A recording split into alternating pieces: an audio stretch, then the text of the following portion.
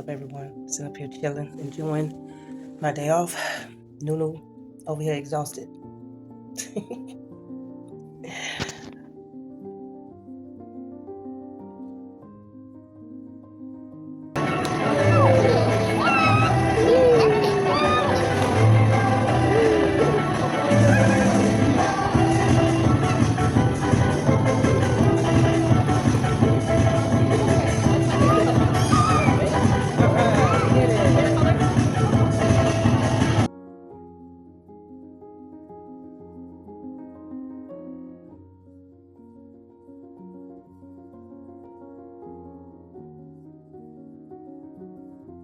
Had a busy weekend, but it's okay. Coming on to talk to you about some of the things that I've been listening to, and I wanted to share my point and my opinion as usual. So I want to say this: the quote and the saying, "So as above, so as below, as within, as without." But I will say and add, so as the past, as is the future. You ever wonder why your bloodline, your family act the way they act? You ever paid attention to the traits, the good and the bad? You ever wonder why you cope the way you cope? Why you make the choices you make? Well. It has dawned on me, based on some of the things that I'm learning, especially when I'm going to talk about the pre-Columbian days. I have to teach that. That's the topic we're on this month. It's a pretty heavy topic, especially when you don't just look at the surface of the story. You kind of look at it in a more deep, thoughtful way. But before I go on to that, let me go back to what I was talking about as far as your family bloodline and traits. See, a lot of us have family secrets. A lot of us have things that took place that is very shameful, probably not norm to society, but it still take place. Sometimes it stops at a certain point in your life, in the family life. Sometimes it gets passed on. It becomes hereditary. It's almost like a generational curse. But I'm here to point it out, and I'm hoping that it can bring about change to where people can be more aware of it and stop it within its tracks. See, right now, I'm teaching, or I'm on the part where the Europeans are now getting off the not the slave ships, but off the ships to come and explore the Caribbeans and Florida and things like that, and fighting to, settle and expand.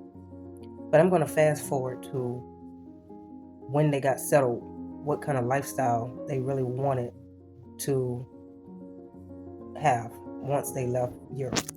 You see, a lot of those people that decided to look for a new life, that left Europe, that was considered Catholics and Christians, they didn't leave because they wanted to spread the good news of the good Bible. They left because they wanted to be free to expand their sinful ways. Now, I don't know them personally, but I know that things have been documented, stories have been told, and have been passed on. You just got to know where to look. The thing that stands out about the story, about this Christopher Columbus story and and the Pilgrims, they don't tell you, why did the king and queen stay behind? There were many kings and queens that was very interested in coming over and learning more about the newfound country. Why did they stay behind? You know why? Because many of those people that wanted to explore were pretty much lowlifes. They were people that did not pay taxes, committed crime against the king, laws and rules. There were people hiding behind the Bible, but committing sinful ways in secrecy. There were people that was full of lust and greed, selfishness, but yet they were looking for freedom. And then they land over in Florida and decide to capture most of the Native Americans and turn them into servitudes and slaves. They hated that they were captured and had to follow the laws of the British government, but they brought the same idea over to America. So they come over and run game on the Native Americans. And when I say run game, they became deceptive. They befriended them just to steal their land, their resources, to murder or rape their children. The Native Americans couldn't stand a chance against evil people with powerful weapons. See, this is the version that I have to kind of clean up and make it sound nice and pretty and make it sound normal and okay in order to keep my job. And the truth is, if we never really get these people, these children, to see the real truth of what happened in the past, it's bound to repeat itself. So now that we know a lot of ugliness took place in the past, we know the Native Americans, the Black Americans, decided to give a helping hand to the Europeans, save them from their own diseases and viruses that they brought over, introduce them to holistic ways of healing and living. With all that being done, they still got the short end of the stick. They ended up losing their place that they called home, their land, their families, their dignity, their way of life.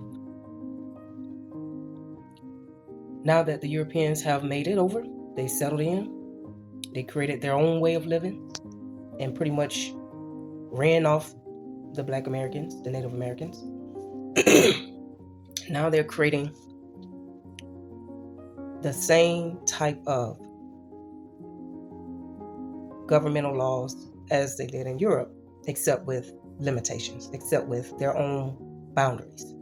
Now we have slaves of war working for the Europeans that wanted freedom, that wanted to spread the good news of being righteous and holy. Yet, behind the closed doors, these same people, same righteous people, were really taking advantage of the Black Native Americans, these children. They were taking advantage of men. They were raping the men, using them as breeders, raping the women, using them as breeders, selling, separating the children from their parents. Now you have children being raised with no type of love or affection or type of some type of bond to a feminine, the woman that biologically birthed them into this world. And so now we fast forward to what we see today. Like I said, everything that is happening in the past, except it's just been modernized and everything been renamed, now it's happening today. Now we have a governmental system in place. We have women feeling like they don't have control of their bodies because now they're listening to everything the Western doctors tell them to do. They're listening to the governmental system of how we should eat, how we should learn, how we should think, how we should feel. Now you got a lot of Black children, a lot of Black people walking around broken with no self-respect, no self-esteem, no dignity. They think, okay, let me see how many body counts I can get, and that just makes them powerful. Same idea they had back in the slavery days, back in the 1800s. You know, however many bodies, however many babies that can be produced by strong, healthy Black people, now that increases wealth for the slave master. Now you got guys walking around feeling empowered because he was able to take advantage of a Black woman. Same type of idea that the white slave owners had when they took advantage of or emasculated a Black slave, man or woman. See, men were they were getting exploited and raped just as much as the women. But see, those are things that was hidden in the shadows. You know, now we got women walking around looking all pure and innocent and popularized and, you know, pretty much enticing all of the Black men. But the same thing took place back in the 1800s. The same minister, missionary, same people that was walking around, evangelists, same people, same idea. Today it's just more modernized. Child trafficking, same thing that took place when women would have babies either secretly by their slave owners or when the slave owner's wife would end up pregnant by one of the guys from the plantations, and didn't want it to be known, and so the baby would be shipped off to somewhere else to be raised by somebody else. Same ideas, and so that's why I said to myself, when somebody is being called a hoe, either male or female, you got to think back. Okay, where did all this idea come from?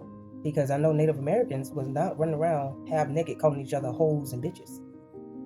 The idea had to come from someone else, another culture that influenced our culture. So what we're going to do about it? Are we going to keep passing the same contaminated idea on to the next generation? Or are we going to stand up and stop it in its tracks? Are we going to work together to break generational curses? Because right now, we can count 100 holes in a bedroom. Will that change anything? Just knowing that a person is a hoe and will do sexual favors? Will that change what took place in our past? So what we need to do is heal the bloodline.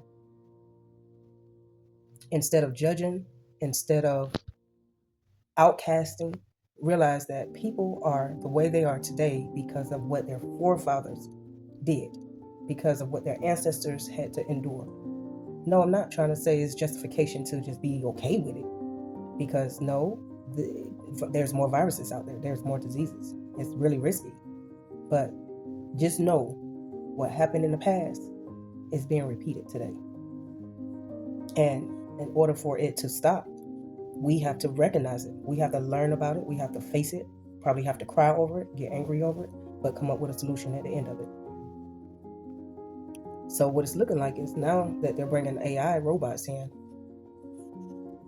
if we don't stop this craziness and repeated patterns of another culture, basically we're going to end up doing the same type of behavior, just more in an advanced rate, with just, some robots involved. That's it. But if you truly believe in the life of being righteous and Christ-like, then you wouldn't turn your eyes away from the sinful ways of the people behind the pulpits, the ones that lure children, little boys in, little girls in, or use their titles to give them authority to hurt others. Same thing the slave masters did. So now the slave masters, they're not just one race, one color now. Now that they have contaminated other races with their sinful ideas, now we have a lot of our black families, a lot of our black pastors out there mimicking the same behavior. Trying to pray demons away from the church members while they secretly and silently fight with the urges of being a pedophile. But yet, they constantly distract us with the entertainment of sports, music, TV shows, making sure we stay working like the good old slave that we should be. We're not in the field picking cotton anymore, but now we're in the corporate world, clocking in and clocking out, making everybody else's pockets fat while they continue on with the same foolishness century after century. What you gonna do about it? Let me know, because I'm ready to make a change. Until next time, peace out.